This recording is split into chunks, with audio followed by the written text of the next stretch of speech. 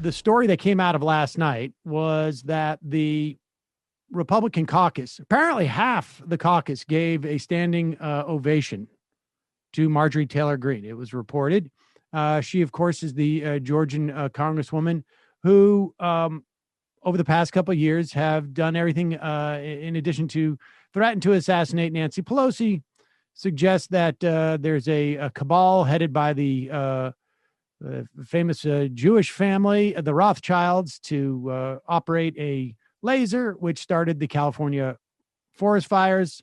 I guess in some circles, common knowledge, and other racist, arguably white nationalist postings on Facebook and whatnot.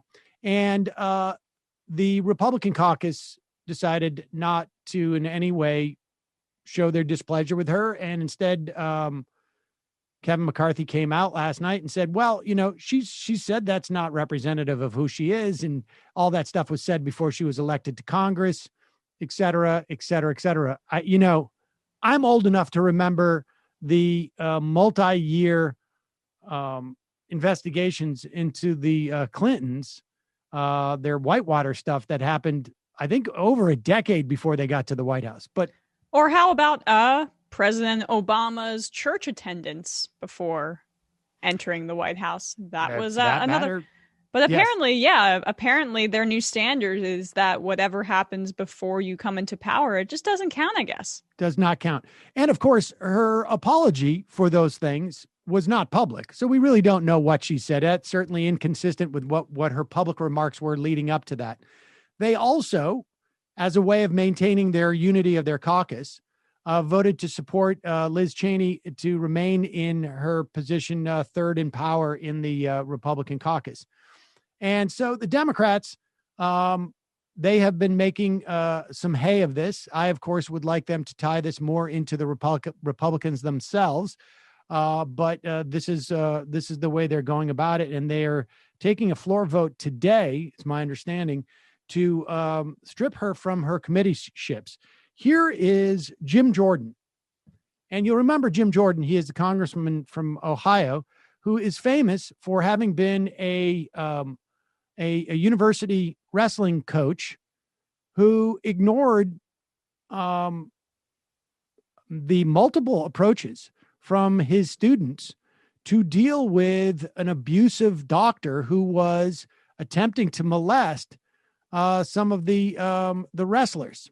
That's at least what the testimony of those people who suffered at the hands of that doctor have said. Jim Jordan, I don't know if he's ever publicly addressed it, but here he is on Fox News talking about a slippery slope about if we really hold people to account for things that happened before they're Congress people, it's not a surprise that he might have an investment in that.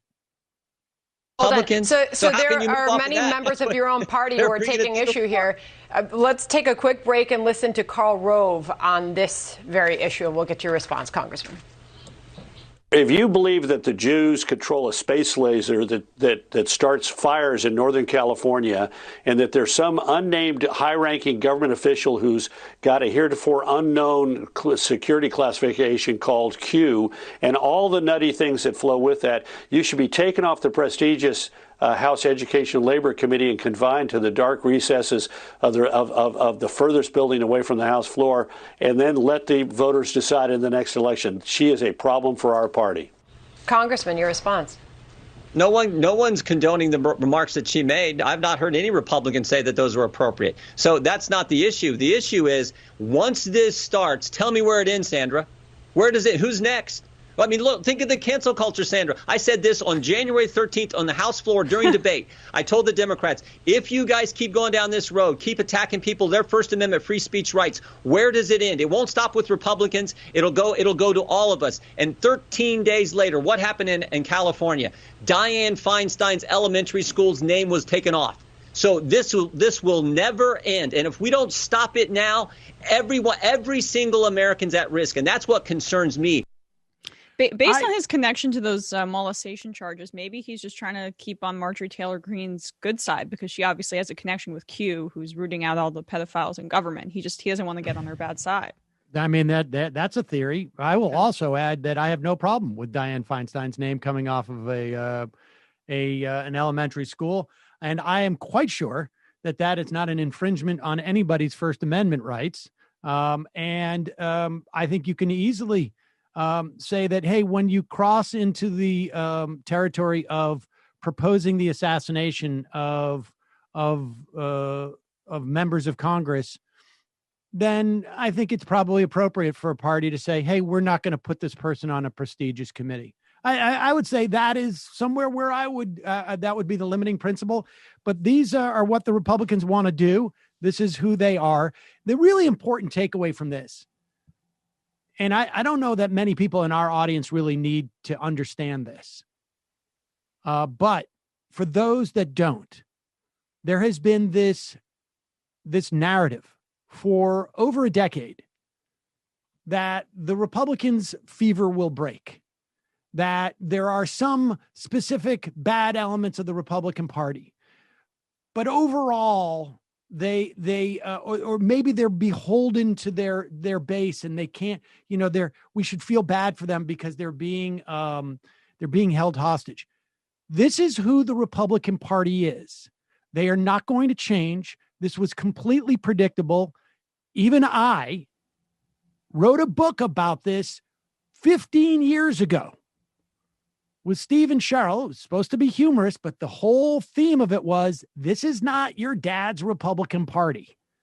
And they are, this is the trajectory they've been on.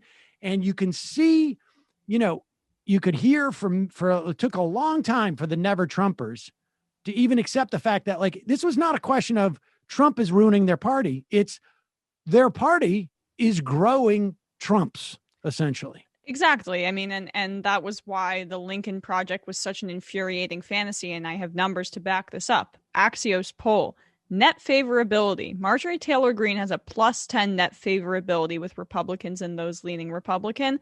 Liz Cheney, -28. Mitch McConnell, -15. Also Kevin McCarthy's +22. But both of those two in the House, McCarthy and Greene, have less name recognition. But those numbers indicate to me, as does all of our anecdotal evidence, the Trump QAnon wing, they've won the Civil War already. They are the dominant force in that party. The Karl Roves, who are already vile human beings and part of a war criminal administration, they're on their way out. It's getting more and more conspiratorial, more and more extreme, as evidenced by the fact that they gave Marjorie Taylor Greene a standing ovation at that closed-door meeting.